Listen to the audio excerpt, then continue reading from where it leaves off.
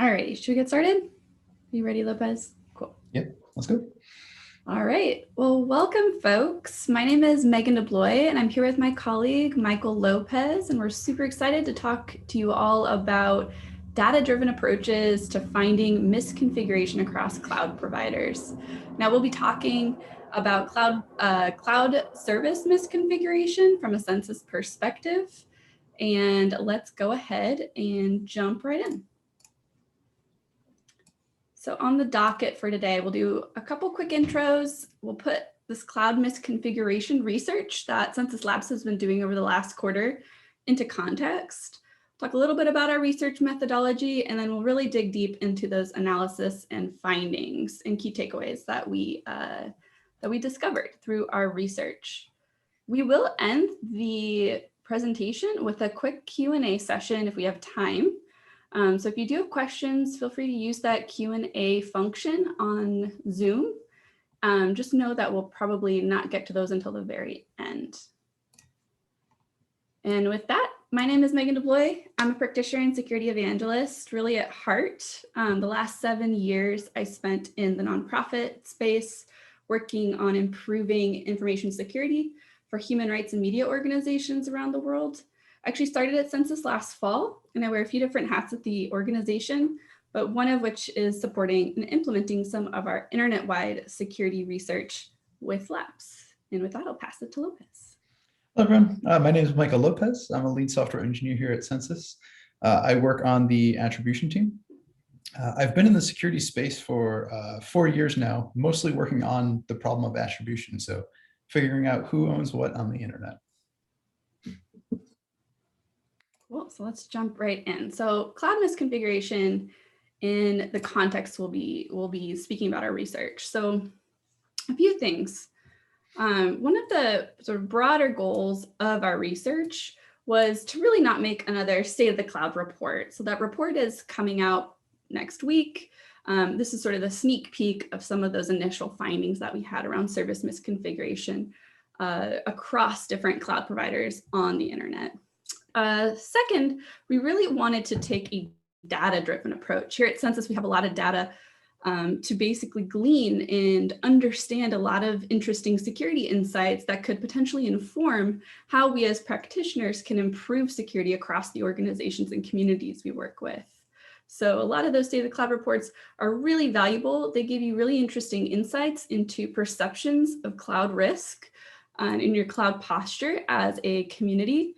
But what we really wanted to do was show the data side of that and kind of analyze what we see from a census perspective to better understand and make data-driven decisions around security.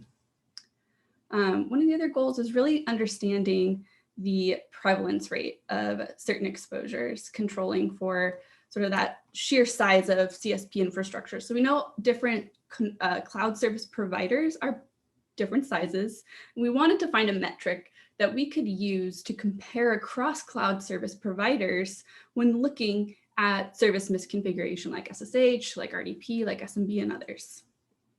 What we hope you get out of this, so we really hope that you'll start to understand the different service exposures and how they impact your organizations or how they can potentially impact your organization. We really hope that you can gain insights into these service exposure rates across different cloud providers. They're not all the same, and so that's quite interesting to us, and diving a little bit deeper in potential future research as to why that is the case. And we hope that you build off of some of the key takeaways or you even apply them in your own profession, in your own industry. Alrighty, so we do have a quick poll. We're very used to doing a lot of interactive sort of presentations and sessions. And the way that we do this, the way that we decided to do this presentation was to do a quick Zoom poll. There'll be 2 questions. They'll be presented to you at the same time, but we'll take maybe 10 seconds if you're comfortable to answer one of the questions or both of these questions. The first one is really about confidence level around understanding and ensuring that you have complete visibility of all your organization's cloud assets and deployments, and that they're properly configured globally. So if you want to take just a quick moment, answer that first question. I'm going to give folks 10 seconds.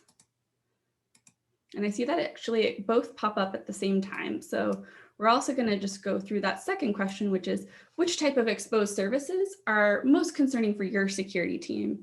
And we've kind of broken it down into impact areas. So database exposures, malware, ransomware, credential stuffing, industrial control system, information leakage like DNS or other. So we'll just take one moment.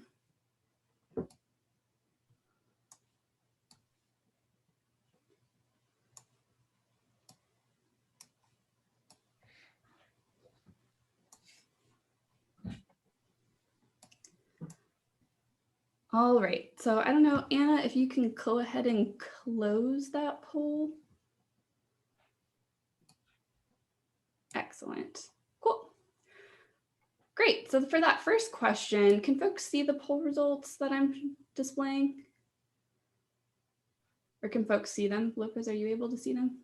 Yeah, I can see them. I'm sharing them with the attendees right now. Cool. So in that first question, how confident we are, we kind of feel neutral, I guess. We're not like super confident, we're not super doubtful. So that's interesting to us. But I think what's more interesting to actually compare with some of our research findings is the second question, which is which type of exposed service are you actually most concerned about? And that really, it looks like falls in two categories, database exposures and information leakage, such as DNS. So we'll explore a couple of these impact areas to better understand what folks maybe should be concerned about based off of some of our initial findings. And let's hop to the next slide. So just quickly, who are we at Census? Census started in 2012. It started as a public internet-wide search engine at the University of Michigan, scanning the entire internet very, very, very quickly and making those results searchable. Fast forward to 2019, that is where we actually launched our attack surface management platform, which is really based in, like all of our products, on this foundation of really, really solid internet-wide scan data that you can glean or derive different results from depending on what your objective is. So if you're a threat hunter versus if you're an organization trying to understand what your attack surface like is on the internet and how exactly to protect it and what vulnerabilities or weaknesses might be present within your attack surface. Today, we're really focused on attack surface management, trying to, again, be the best ASM product for the cloud. Everyone today is multi-cloud. Everyone today needs that broader visibility, not just that single cloud lens. And we really need to be able to expand that view across all of the different providers that we're actually operating in. And who's Census Labs? So Census Labs is our research arm here at the company. And we really aim to educate others on risks related to your internet-facing assets, with, again, not surprising, a focus on attack surface security trends, current risks associated with the cloud environment, as well as the impact of vulnerabilities in 0 days across the internet. All right, so let's jump into a little more context. So let's talk about our research and sort of the problem areas that exist and why we chose this research in the first place. Why did we choose to investigate misconfiguration of services across the cloud? And obviously we're all practitioners. We all know it kind of feels like this. Kind of feels like the cloud right now is a bit of a hot mess. We know this, and this is why we decided to investigate in particular service exposures, because we know that is highly impactful and consequential to organizations and companies around the globe. With cloud computing, we know that that elastic sort of inherent nature of cloud computing has presented a lot of interesting problems around asset management, including sort of not just ensuring that you're securing your cloud assets properly, but ensuring that you have visibility of all of those assets that exist in your cloud environment. So we did look at a few other researchers' deliverables over the last couple of years. And it's not a whole surprise that the VBIR report of 2020 talks about asset management as a problem, but it doesn't just talk about just asset management as a problem, but actually a vulnerability management problem on the assets that you didn't realize were there. So it's really touching on that visibility issue that we're all faced with when we're trying to protect the things that we value most within the organization. Oops, went ahead. There's another interesting piece of research released during the pandemic, again, surveying a group of practitioners and trying to understand the changes that the pandemic has brought when it comes to cloud security. And this research was conducted by Fugu Inc. and written about by Cloud Security Alliance. And it really talks about misconfiguration on the cloud as the #1 cause of cloud-based data breaches. Not necessarily super surprising, but it's important to recognize that there's a lot of movement going into the cloud, and it's really important to ensure that we're securing those things that are going into those cloud environments. The second half of this is also quite interesting around surveying different practitioners and finding that they spend more than 50 hours a week actually managing cloud misconfiguration issues. Now that's particularly interesting as well, just because that is a lot of time. That's a full-time employee just dedicated or just working on managing cloud misconfiguration issues, which is quite concerning. And this report actually was just produced yesterday, hot off the press from Cloud Security Alliance. So I did want to make sure to throw it in here. And they talk about the top 7 concerns when running applications in the public cloud. But those top 3 are clear visibility, proactively detecting network risk, and proactively detecting misconfiguration as the top 3 concerns when it comes to running applications in cloud. So these, as we all know, these are extremely top of mind concerns for most security practitioners. We're trying to figure out if there's a way to better understand how to prioritize the time as practitioners on the things that are most consequential and maybe most prevalent across the actual internet. And with that, I will pass it on to my colleague Lopez to talk about our approach. Thank you, Megan. All right. Before we get to the numbers, what are we measuring? So let's refresh ourselves on the research goal. So we wanted to understand trends and the scope of cloud infrastructure misconfiguration, and specifically from the perspective of an external observer.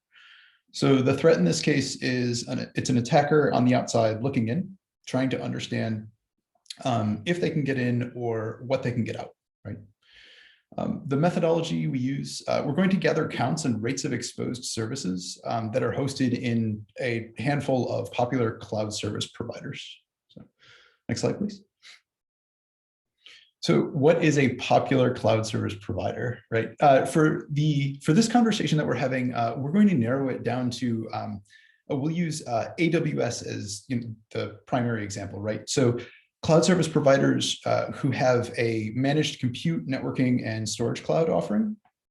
The reason for that is while there are managed services for the hosts that we looked at, the cloud service provider or customer is in charge of maintaining the configuration of those services or even those services themselves, right? It's the infrastructure that's being provided that's managed for you. So let's also define misconfiguration. We focus on exposed services because they allow us they give us a lens to look at 2 sorts of misconfigurations for cloud assets. The first is making sure you're securing your network perimeter, right? There are a handful of services that should probably be hosted within your network and not accessible from the public internet, right?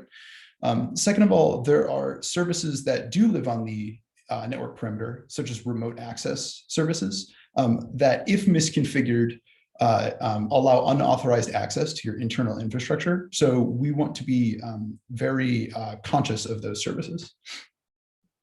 Next slide, please. All right.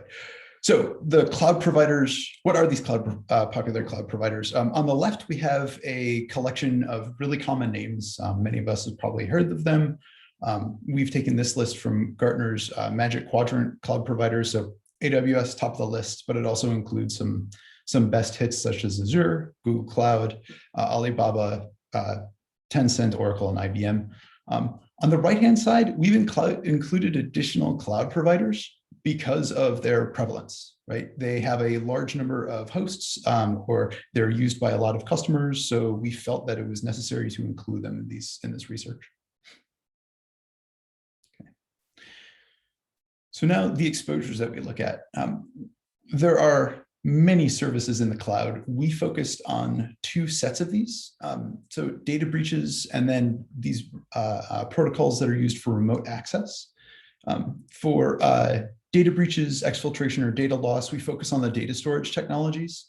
And then for the malware, ransomware, and credential stuffing, we focus on our remote access protocols. Okay. So what is the cloud? Really quickly, what's the cloud with respect to the rest of the internet, right? So here's a breakdown of the number of hosts that these cloud service providers have for their cloud service products. No surprise here, AWS is the front runner, weighing in at a hefty 50 million IPs, give or take. We'll talk about that. And then the rest of the cloud providers, they don't quite model a power law distributions, but they fall off pretty quickly, right? So we see GCP, Alibaba, Azure as the next largest providers by host count, right?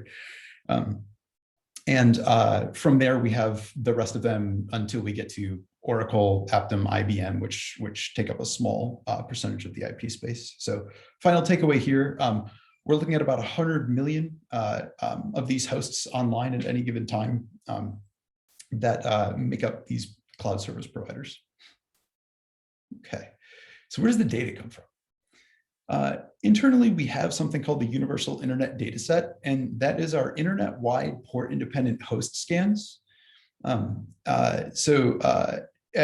have high-frequency scans of the entire internet, and we do port-independent scans. That's really important because there are a lot of services running on non-standard ports, and we have a link to a conference proceeding that shows that a lot of those that are running on non-standard ports are actually the less secure services. We have multi-perspective scanning, so our coverage is pretty high. We have vantage points within the US, Europe, and Asia. And then finally, for service identification, we're using Recog's, or we're using Rapid7's Recog service fingerprinting software, which is available on GitHub. Excellent, thank you. Okay, so ensuring data fidelity, why should we trust this?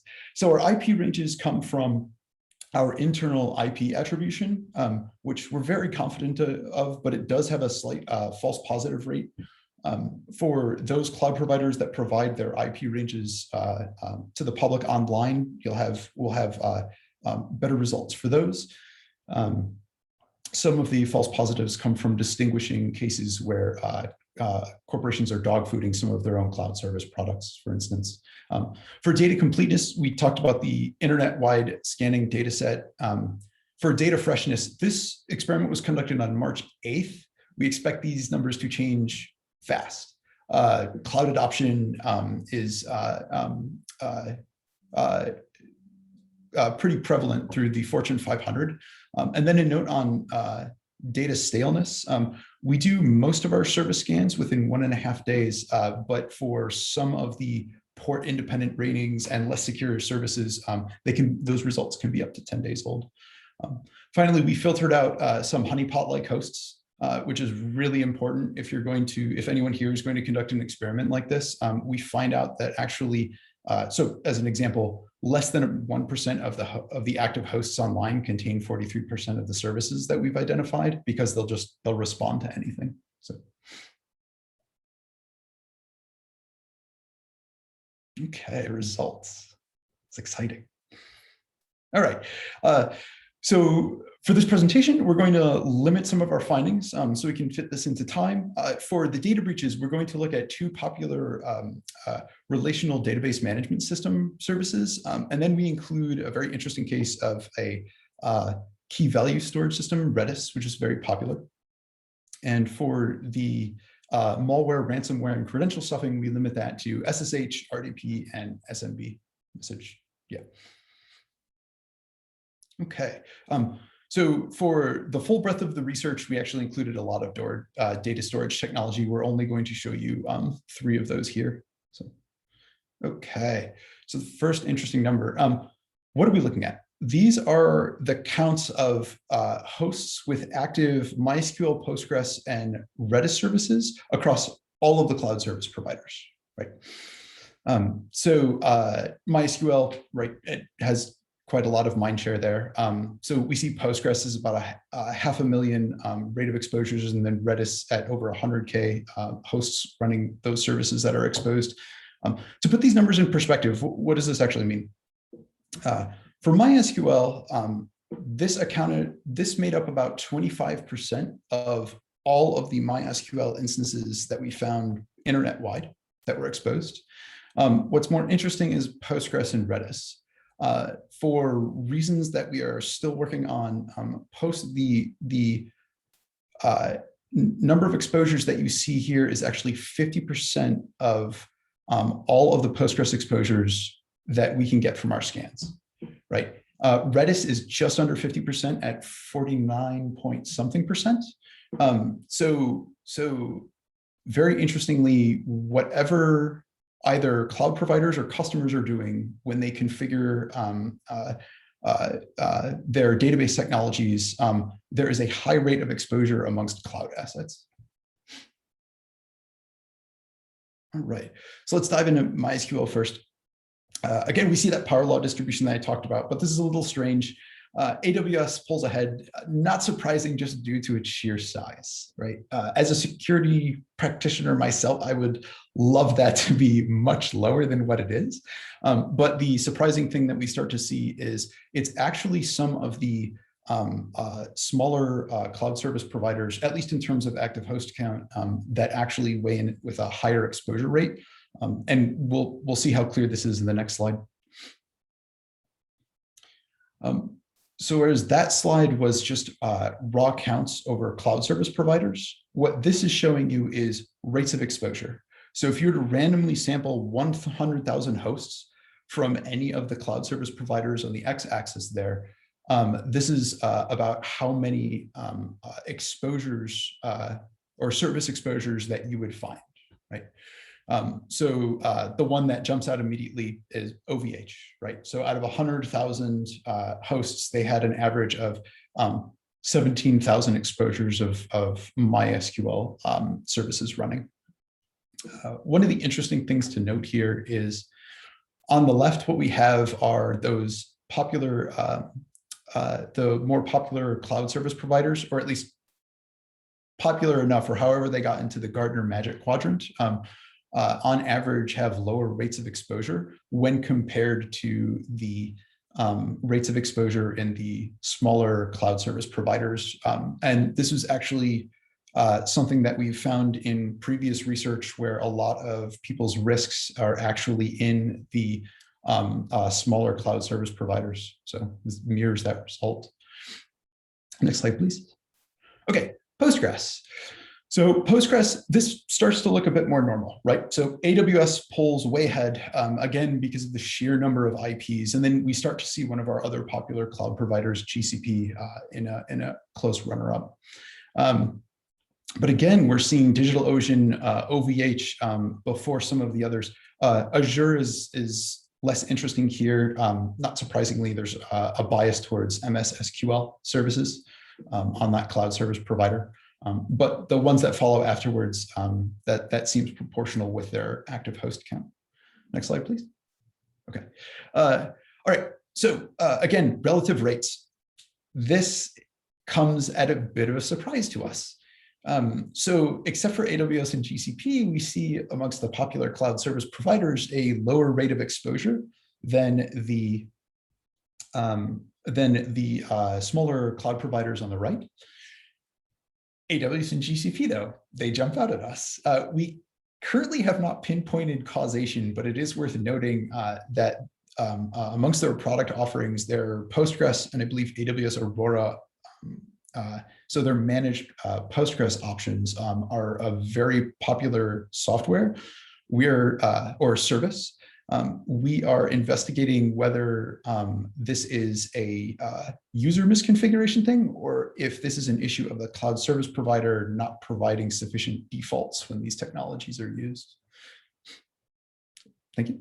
All right, so Redis. Redis is a very interesting service to look at. Redis should not be exposed to the internet, right? If you look at some of the, if you look for security practices for Redis that hopefully will be in in the top 3 security practices that you should have when you're deploying this technology. It has made significant progress in introducing security features over the years, but it is still meant to be connected to, or to only be visible to, a small number of trusted clients. So as someone who actively, who's a developer myself, having such large numbers at all really surprised me here. So next slide. So one of the interesting things that we get here is the Gartner Magic Quadrant actually suffers nearly as much as everyone else when it comes to rates of exposure, with Tencent pulling ahead. Those of you who remember a few slides back, this was also, we had similar results in MySQL exposures and then across other data storage technologies. So it's one of those things that we need to investigate further. But yeah, I will echo again, Redis is one of those services that should be within your network perimeter. There should be APIs in front of it and other services with tight controls in place.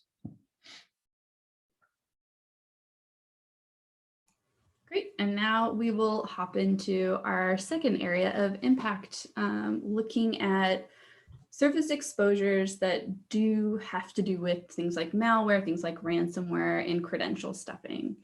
We will say the caveat is, just because we see this service exposed to the internet does not mean that it's a vulnerable service. For example, SSH can be configured in different ways, and we know that there are certain ways that you should not be configuring SSH to ensure that you have higher security standards implemented on your environment.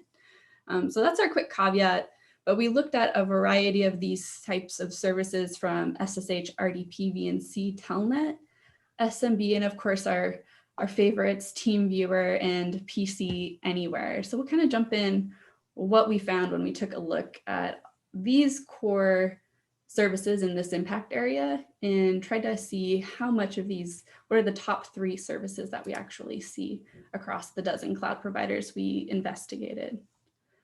So our top 3, not super surprisingly, given we've seen, we see a lot of SSH across the internet. And again, it's not inherently bad. It's really dependent on how you've configured your SSH configuration. But we saw more than 11 million SSH services across those dozen cloud providers.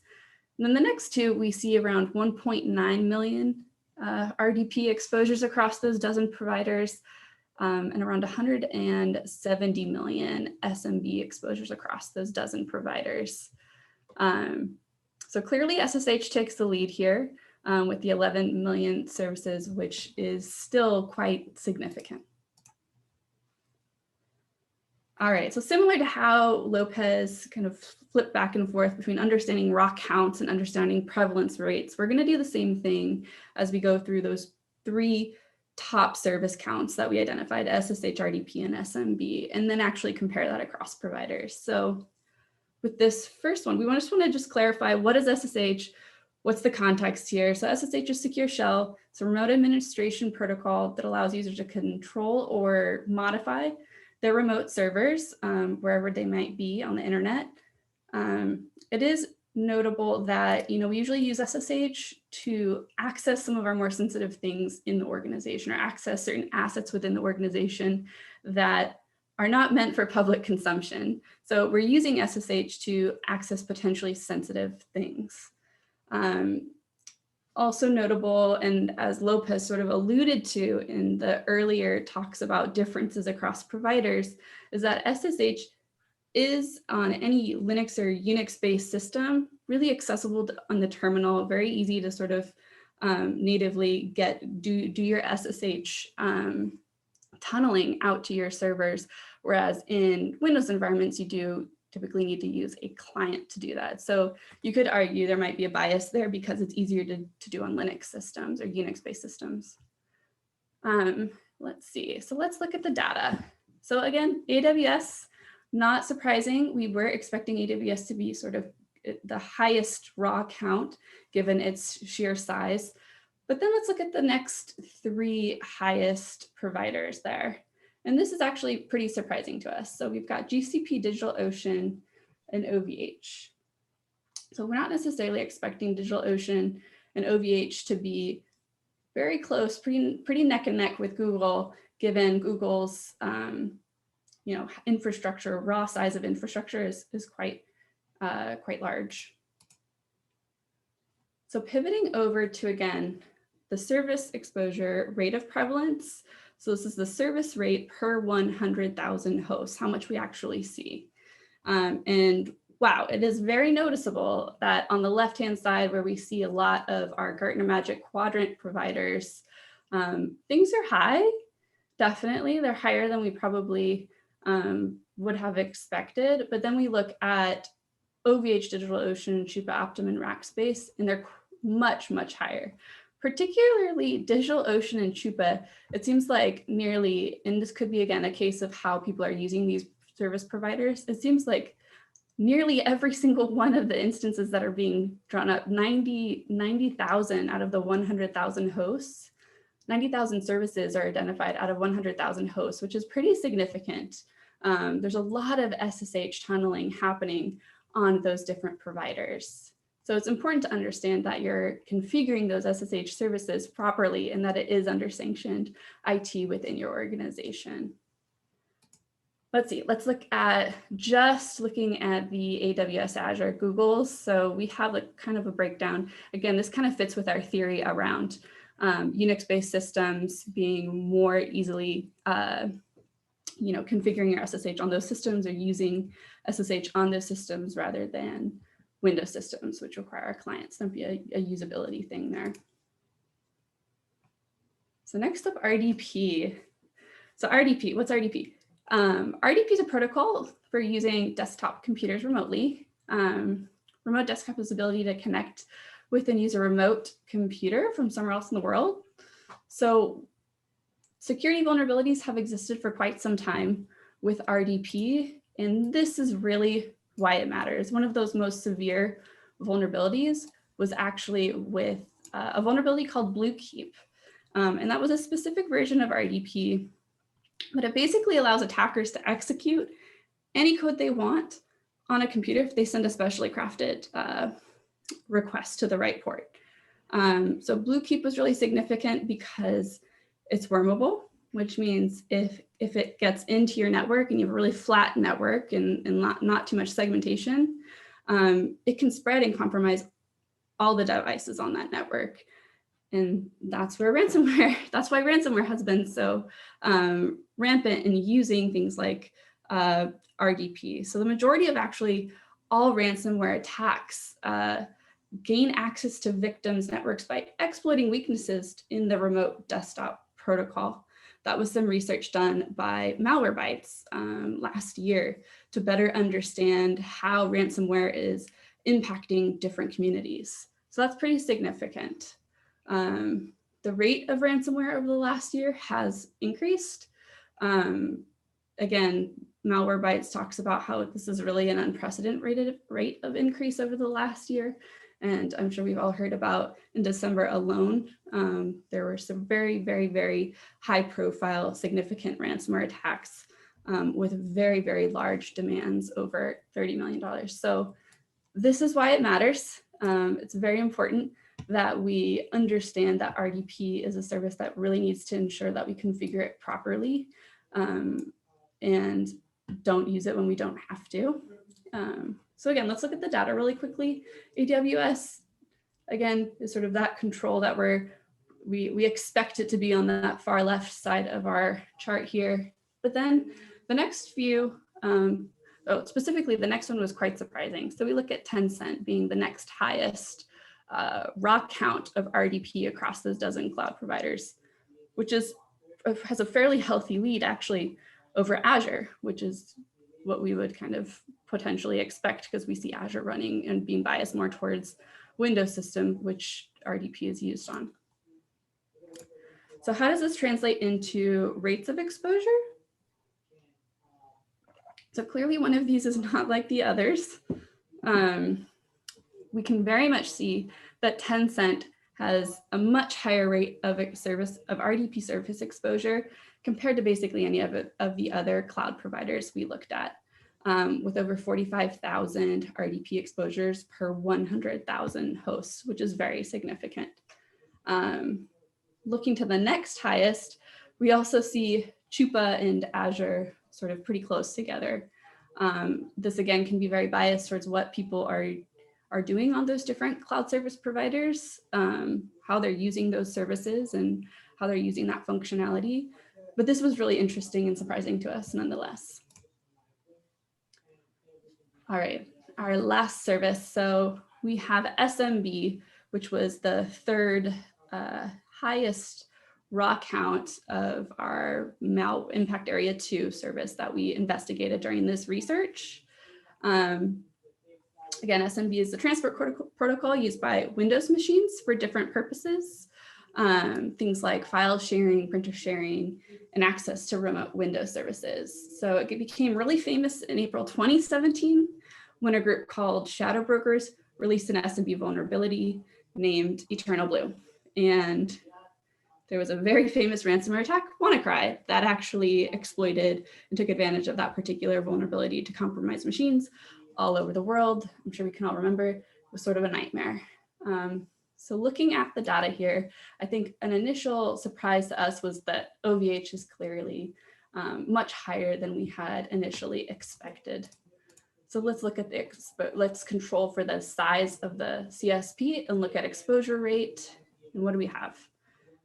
So again, actually, we look at IBM and OVH as both much higher than any of the other cloud service providers, which was quite surprising to us. IBM having around 4,000 or 4,500 SMB exposures per 100,000 hosts, and OVH having 3,700.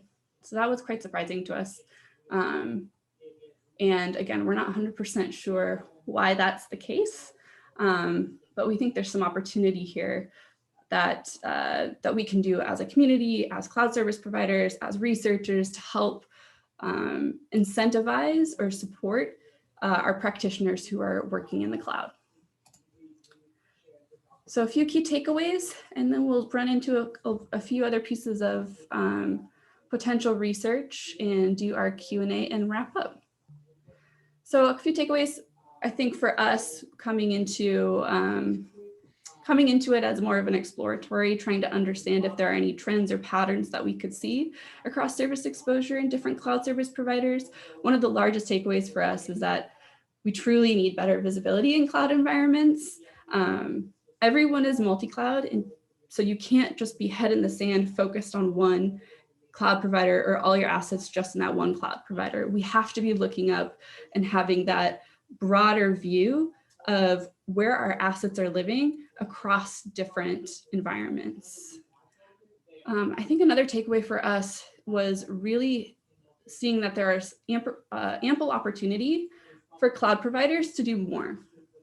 So not all cloud providers had high rates of prevalence, but maybe they have higher rates of prevalence for certain services than others.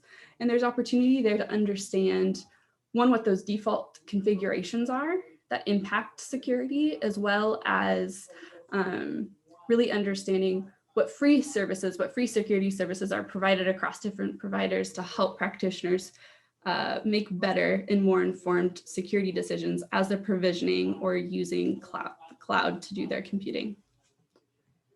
We think that in terms of security metrics, this is an interesting way to kind of gauge the health of your attack service. So if you're an organization and you see a lot of RDP exposures, you can actually track that over time to see how your team is remediating that particular risk and ensure that you have a good understanding if things are increasing or decreasing over time.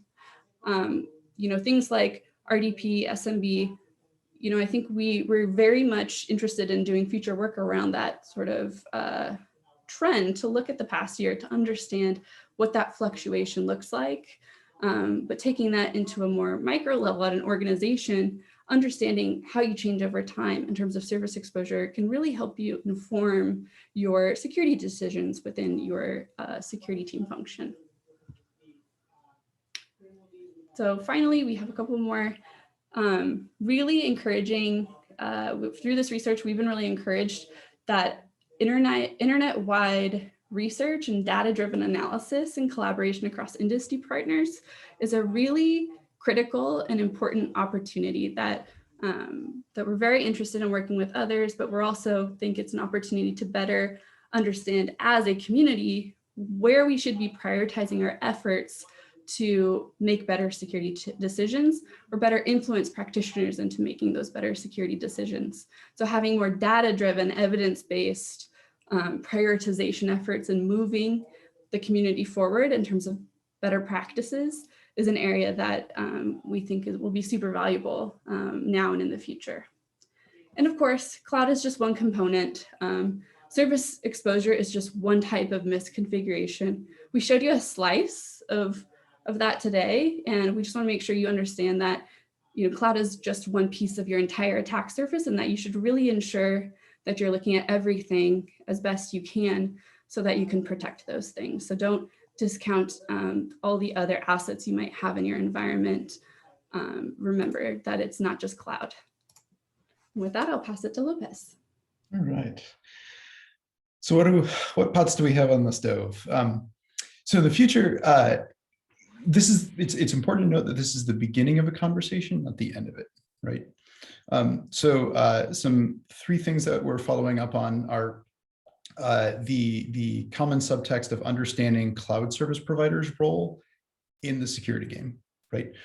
So we want to understand their default configurations that they provide to you. We want to understand the product offering that they actually give and whether or not it correlates with the rate of exposed services, right? So there were a few cloud providers specifically where it looked like they consistently showed up as one of the higher rates of exposure. We want to understand why that's happening.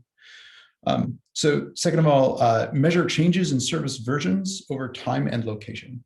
So for remote access services specifically, it's not knowing the rate of exposure is important. What we want to do next is understand what the patching cadence of these things are and where the popularity actually comes from, and either which cloud service providers or geolocations actually correlate with certain behaviors, right? Third, we want to analyze more services. There's a lot more that we saw in the cloud service providers, and they deserve their own dedicated conversations. So in addition to the details and versions, we also want to understand whether they're actually the managed versions, so we can separate cloud service providers' involvement in your security posture and your own involvement in your security posture. So look forward to those. All right, so we are going to have a quick Q&A session. If folks have any questions, please use the function in Zoom. And I think we have Anna helping us out on there. I think, could you share the slides once the webinar is complete? Anna will answer that and make sure folks know where to go to get any of the information after the presentation. This webinar is recorded, so we'll ensure that we'll have that recording available to folks. Great, and slides will be sent out with the recording.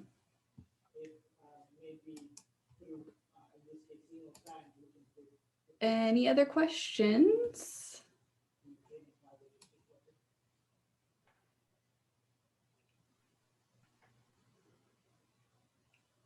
All right.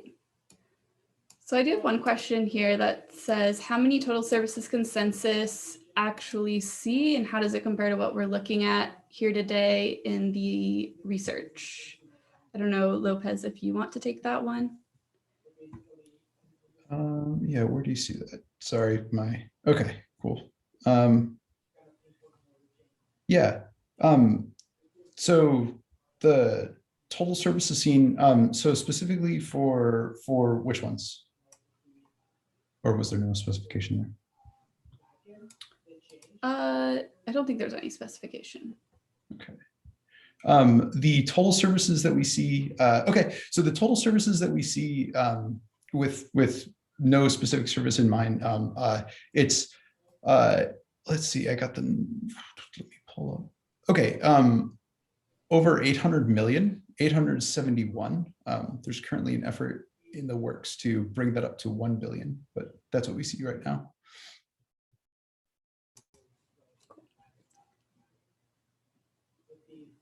All right. Any other questions? I think if there are no other questions, we can maybe wrap it up. There's one more question in the chat, Megan. Yeah. Oh. Let's see, I see from Tomer. Hi, can I use ASM to follow our own public IP ranges on a regular scheduled basis, not in the public cloud? Yes, you can. So while we focused on cloud IP ranges for this presentation, the ASM project or the ASM product doesn't, it supports both on-prem and cloud.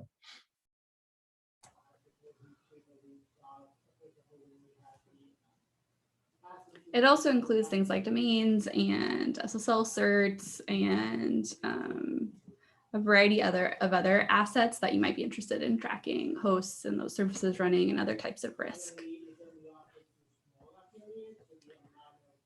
All right. I think that's it. Well, thank you all again. We really appreciate folks coming and spending some time to listen and learn about our research, and we will ensure that folks get the presentation and link to the recording shortly. So thank you all and hope everyone has a great rest of their week. Thanks, everyone. Cheers.